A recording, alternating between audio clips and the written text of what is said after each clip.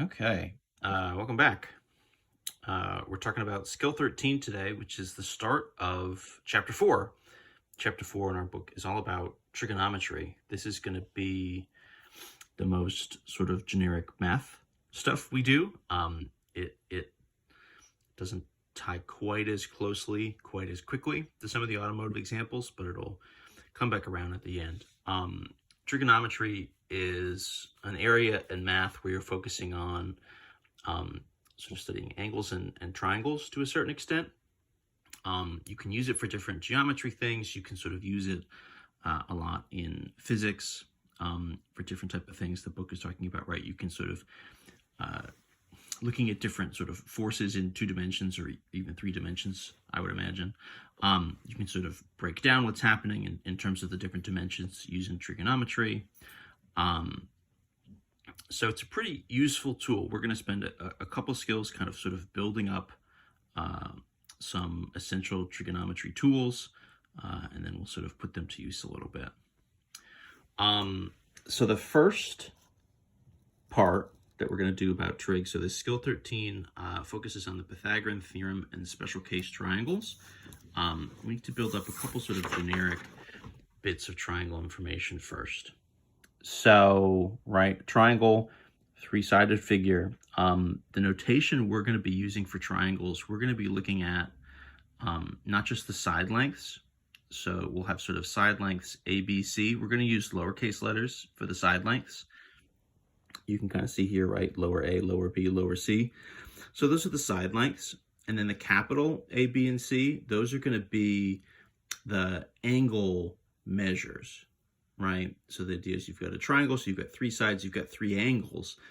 And the correspondence is whatever the sort of angle is, whatever side that the angle is sort of opening up onto, those are going to be sort of connected. There's sort of be a corresponding angle and side, and they'll have the same letter. So you have sort of angle B, right, capital B up top, opens to side B that's down in the bottom, right? Same thing, angle A opens to side A, angle C opens to side C. So a couple sort of basic things. One thing we need to know, our first tool, is that if you add up all of the angles in any triangle, they're going to sum to 180 degrees. So it sort of is a half a rotation's worth of angles to make up a triangle. If you have some sort of rectangle, the angles are all going to add up to 360. So if we're sort of cutting that in half a little bit, we get sort of half of those angles, we get 180. That means there are some limits in terms of how big these angles can be, right? They can't be any bigger than 180, kind of individually, of course.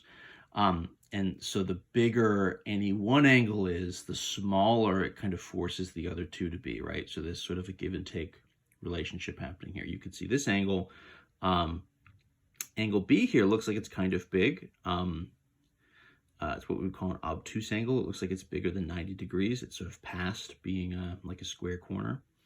So angle A and C here would be a little bit smaller.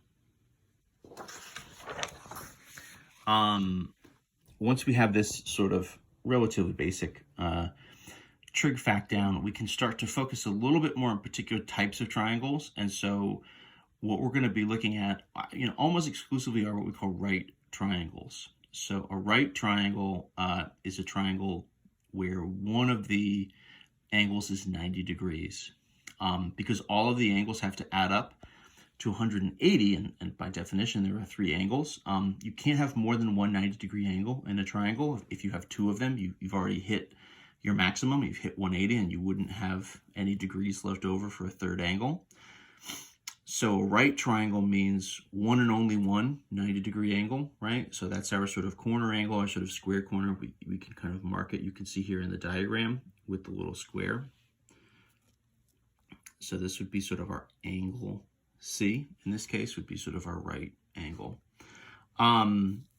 So if we take a right triangle, right, where we have one right angle, it looks like that's angle C down in the corner, and you would sort of have, right, side lengths A and B. So angle A would be here, angle B would be here. There's actually going to be a correspondence. There's a special property that has to do not with the angles necessarily, but with the sides. So in a right triangle, right, where you have one 90-degree angle, if you have them set up in this particular ABC kind of way, what happens is you get this formula that says the lengths, a squared plus b squared, will equal the length of c squared. So we need to be a little particular with which sides we're calling A and B and C. C is the long side. So C is the side that's across from the 90-degree angle. It's what we would call the hypotenuse. Let me see if I can quickly kind of label this. You can sort of see it here, right? Hypotenuse. Oh gosh. This is what happens if I try to write and record at the same time. So side length C is the hypotenuse. It's the long side. It's the side that's across from the 90-degree angle. And so in this formula, A and B are going to be the two shorter lengths. You call them the legs maybe.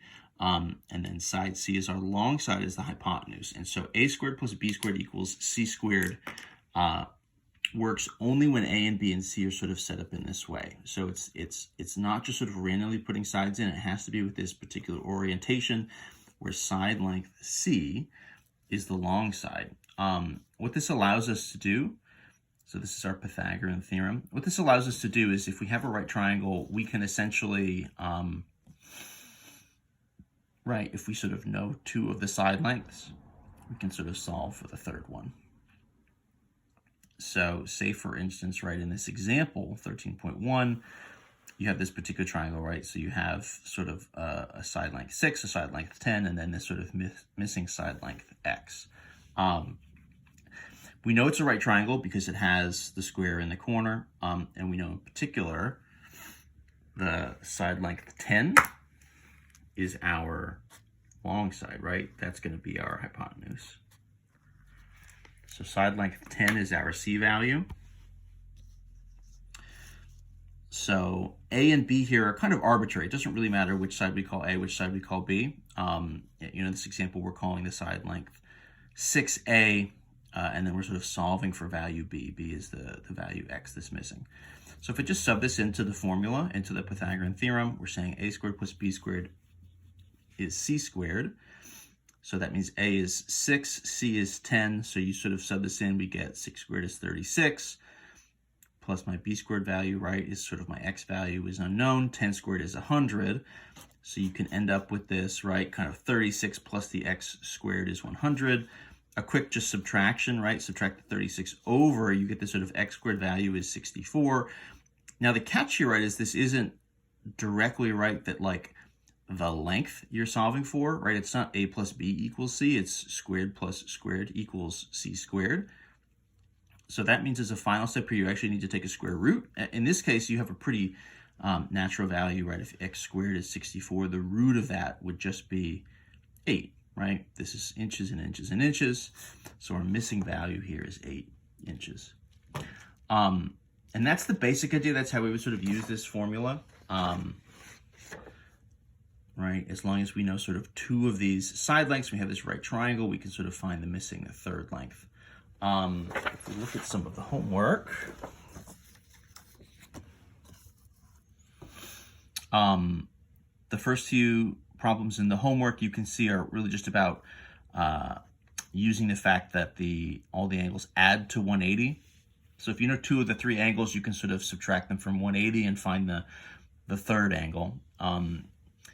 In 5 through 8, we're looking at the lengths of a right triangle. So we're using our Pythagorean theorem here. So I've circled 13-7 as an example for us to look at. They're not giving us a diagram. You can sort of see if we look at, right, 9 through 12, there's some ones with diagrams, but all we have is A and B and C. We'll sort of assume they're following our sort of normal guidelines. So in this case, for number 7, so we're finding the missing side of a right triangle. The A value is 12.3 inches. The C value is 15.1 inches. And we're trying to solve for B. So we use A squared plus B squared is C squared, right? So 12.3 squared, right? My A value squared, that's going to be 151.29. B squared, we don't know. C squared, 15.1. So that would be 228.01 squared. And so this is a pretty similar format to the one that we did as an example, right? We can sort of square these values, subtract the 151 over. That would leave me with the 76.72. So again, that's not the length for B. You actually have to take a square root before you get your final answer. But if we do that, square root both sides, square root of 76.72 is going to end up around 8.76. You know, our sort of initial values. Well, that's interesting. The initial values were rounded to 1 decimal point.